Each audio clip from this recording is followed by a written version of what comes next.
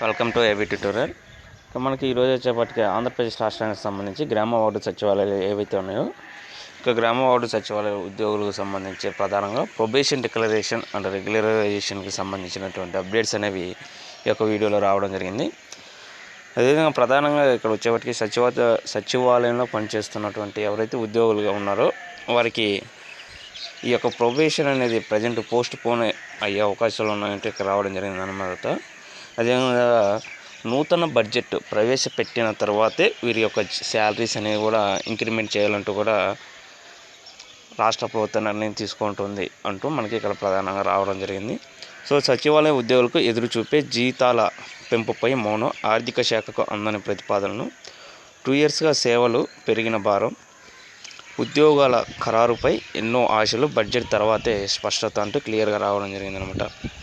So రాష్ట్ర ప్రభుత్వం ప్రతిష్టాత్మకంగా ప్రారంభించినటువంటి ఈ యొక్క గ్రామ వార్డు సచివాలయంలో ఉద్యోగులకు ప్రొబేషన్ జీతాల పెంపుపై మరికొన్ని నెలల పాటు ఎదురు చూపులు తప్పేలా లేదు.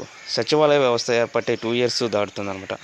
గ్రామ వార్డు సచివాలయ వివిధ శాఖల కార్యదర్శులుగా నియమితులైన వారిని 2 ఇయర్స్ పూర్తయిన తర్వాత ప్రొబేషన్ ప్రకటిస్తామని రాష్ట్ర ప్రభుత్వం గతంలోనే ప్రకటించింది. అయితే ఈ యొక్క ప్రొబేషన్ ప్రకటిస్తే ఆ ఉద్యోగుల వేతనాలు పెరగడంతో పాటు ఉద్యోగుల యొక్క సమానంగా అన్ని రకాల లబ్ధి వర్తిస్తుంది. ఈ నేపథ్యంలో 2 ఇయర్స్ సర్వీస్ పూర్తి చేసుకున్న ఉద్యోగులంతా ప్రభుత్వ ప్రకటన కోసం ఎదురు చూస్తున్నారు. అయితే అసలే ఆర్థిక ఇబ్బందుల్లో సతమతమవుతున్నటువంటి యొక్క రాష్ట్ర ప్రభుత్వం ప్రొబేషన్పై ఎలాంటి స్పందన కనిపించడం లేదు. దీంతో దాదాపు 1,20,000 మంది ఉద్యోగులు ఆందోళన అనేది వ్యక్తం చేస్తుందంటూ ఇక్కడ రావడం జరిగింది. అదేవిధంగా ప్రభుత్వానికి ప్రతిపాదనలు, గ్రామ వార్డు సచివాలయ ఉద్యోగులు ప్రొబేషన్ పీరియడ్ పూర్తవుతున్న సమయంలో మరోసారి ఏపీపీఎస్ ద్వారా నిర్వహించే పరీక్ష ద్వారానే వారిని పర్మనెంట్ చేస్తామన్న ప్రచారం కలకలం రేపింది.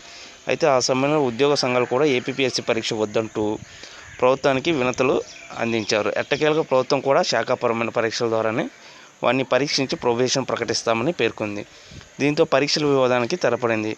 ఇదిలా ఉంటే అక్టోబర్ 2 నుంచి దశల వారీగా గ్రామ వార్డు సచివాలయ ఉద్యోగులను ప్రొబేషన్ అనేది ఎవరైతే కంప్లీట్ అయిందో వారిని డిక్లేర్ చేస్తామంటూ కూడా తెలపడం జరిగింది. అయితే ఇప్పుడు రాష్ట్ర వ్యాప్తంగా ఉన్నటువంటి ఈ యొక్క గ్రామ వార్డు సచివాలయంలో పనిచేస్తున్న ఉద్యోగులు దాదాపు అక్టోబర్ 2వ తేదీ నాటికి 40,000 మందికి 2 ఇయర్స్ కంప్లీట్ అయిందనమాట. అలాగే అక్టోబర్ 30 నాటికి మరో 30,000 మందికి 2 ఇయర్స్ కంప్లీట్ అవుతూ ఉంది. సో నవంబర్ నెలాఖరుకు మొత్తం 50,000 మంది, డిసెంబర్ నెలాఖరుకు 10,000 నుంచి 15,000 మంది 2 ఇయర్స్ ప్రొబేషన్ అనేది దాటుతుంది. ఈ నేపథ్యంలో 2 ఇయర్స్ పూర్తయిన వారంతా ప్రొబేషన్ జీతాల పెంపు ప్రకటన కోసం ఎదురు చూస్తున్నట్లు దానికి సంబంధించి దసరాలు సిద్ధం చేసి ప్రభుత్వానికి పంపారనమాట. ఆర్థిక ఇబ్బందుల వల్లే దీనివల్ల ఆలస్యం అవుతుందంటూ కూడా మనకి ఇక్కడ క్లియర్గా రావడం జరిగింది. ఈ యొక్క పర్మనెంట్ ఉద్యోగంగా గుర్తిస్తే వీరి యొక్క శాలరీస్ 22,000 నుంచి 24,000 వరకు పెరుగుతుంది. అలాగే సిపిఎస్ కానీ, హెల్త్ కార్డులు కానివ్వండి, పిఎఫ్, కారుణ్య నియామకాలు వంటి ప్రభుత్వ బెనిఫిట్స్ అన్నీ కూడా వీరికి అందుతాయంటూ ఇక్కడ రావడం జరిగిందనమాట.